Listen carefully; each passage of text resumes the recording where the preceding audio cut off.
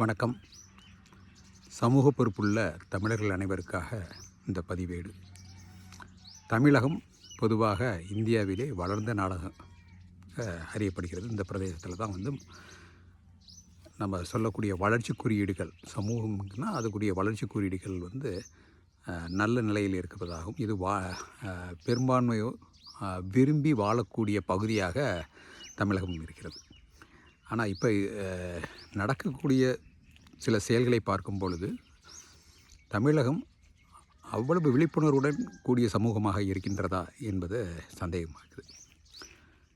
சமீப காலமாக இந்த ஆன்லைன் வர்த்தகத்தில் சுற்றுச்சூழலையும் உடல் நலத்தையும் பாதிக்கும் அபாயகரமான நச்சுக்கள் விற்பனை எளிமையாக்கப்பட்டுள்ளது. எந்த நச்சுக்கள் எல்லாம் பூச்சி மருந்து என்று வகைப்படுத்தப்பட்டுள்ளதோ அந்த நச்சுக்களை மட்டும் வெகு இலகுவாக தமிழர்கள் கையில் கிடைக்குமாறு மத்திய அரசு ஆன்லைன் வர்த்தகத்தை ப்ரமோட் பண்ணுது. இந்த ஆன்லைன் வர்த்தகத்துக்கு முன்னால் இந்த கொடிய நச்சுள்ள சுற்றுச்சூழலுக்கும் மனிதர்களுக்கும் தீங்கு விளைவிக்கக்கூடிய ரசாயனங்கள் அவை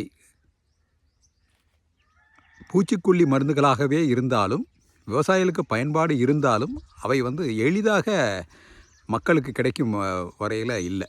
அது பல வகையான லைசன்ஸ், பல வகையான கட்டுப்பாடு, தமிழக அரசின் கட்டுப்பாடு, தமிழக அரசின் வேளாண் துறையின் கட்டுப்பாடு, இவற்றின் கீழே தான் இதையும் மீறி தான் இந்த ரசாயனத்தை நீங்கள் ஒரு விவசாயியால் எடுக்க முடியும். இன்றைக்கி ஆன்லைன் வர்த்தகம் பெருகின பிறகு இன்று மத்திய அரசு இந்த கொடிய நச்சுள்ள தன்மையுள்ள விஷங்களை அவை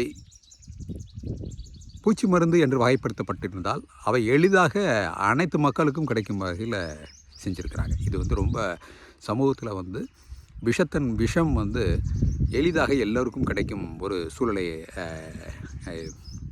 கிடைக்குது. அது மட்டும் இல்லை, இது விவசாயிகள் மத்தியிலையும் இந்த ரசாயனங்களை பற்றியான ஒரு போதிய விழிப்புணர்வு இல்லாதனால தான் இத்தனை கட்டுப்பாடுகளும் இருந்தது. ஆனால் இப்போ விவசாயிகளுக்கும் இந்த ரசாயன நச்சு உள்ள பூச்சிக்கொல்லிகளை லேசாக வாங்குகிற மாதிரி ஒரு ஜவுளிக்கடை விளம்பரம் மாதிரி இப்போ அந்த கொடிய நச்சுகளை பற்றியான விளம்பரங்கள் நேரடியாக விவசாயிகளுக்கும் ஆன்லைன் வர்த்தகம் மூலமாக மிக மிக எளிதாக சென்று கொண்டிருக்கிறது.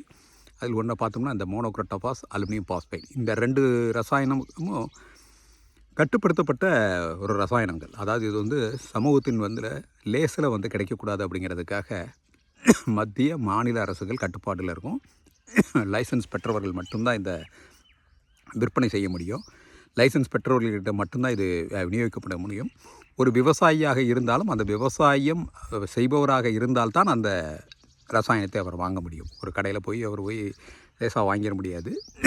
ஏன்னா எச்சரிக்கை உணர்வுடன் அந்த ரீட்டைல் கடையில் இருப்பாங்க. இது எந்த பயிருக்காக என்ன ஏதுன்னு கேள்வி கேட்டு தான் அவங்க கொடுப்பாங்க. அதுவும் பில் போட்டு தான் கொடுப்பாங்க. ஆனால் இப்போ இருக்கக்கூடிய ஆன்லைன் வர்த்தகத்தில் எந்த விதமான கட்டுப்பாடும் இல்லை. இந்த கொடிய ரசாயனங்கள் யாருக்கு செல்லுதுங்கிறது எந்த ஒரு கணக்கும் இல்லை. எங்கேயோ உற்பத்தி ஆகுது, நேரடியாக நுகர்வோருக்கு செல்லுது. அப்போ ஒரு ரசாயனங்கிறது எந்த கட்டுப்பாடும் இல்லாமல் மத்திய அரசின் இந்த சட்டத்தை திருத்தி அமைத்தது மாநில அரசுகளின் உரிமைகளில் மீறலாகும். இது நுகர்வோருக்கும் மிகப்பெரிய தீங்கை விளைவிக்கும். விவசாயிகளுக்கு தேவை என்றால் அது விவசாயிகளுடன் நிற்க வேண்டும்.